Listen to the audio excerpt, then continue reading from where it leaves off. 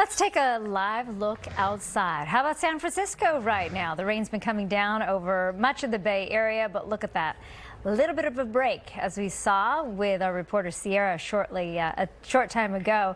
The sun is out, giving a little relief, but still the winds are out there, and of course the soggy weather, Kari. And this is exactly what the computer model showed earlier. I was saying a break by late morning, but that's ahead of that line of possibly severe weather that could come in by this afternoon. Let's talk about our rain totals that we've had so far. It continues to go up. We are nearing 10 inches at Mount Tam right now. Scott Creek in the Santa Cruz Mountains, over 7 inches of rain in Marin, almost 5.5 inches of rain there. Napa reaching nearly 3.5 inches, and Santa Rosa about 2.25.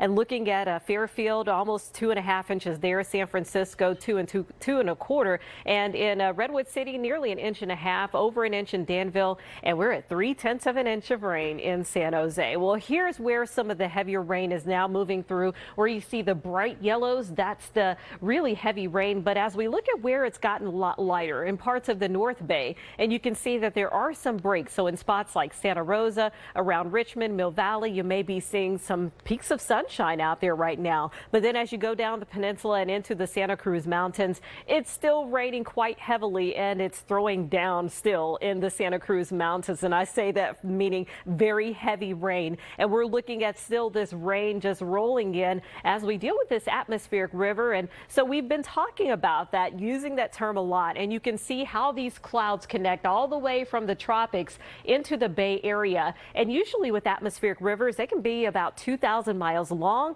but about 300 to 400 miles wide. And that just enhances the amount of moisture that we see as it brings in that tropical moisture. But also some very cold air with this storm system to our north is diving down. Once that meets up with that atmospheric river later this afternoon, we could be talking about some thunderstorms, some heavy rainfall, some small hail. We'll see that moving through as we go into this afternoon, into the evening, and still some rain during the overnight hours. But by tomorrow morning, it starts to taper off.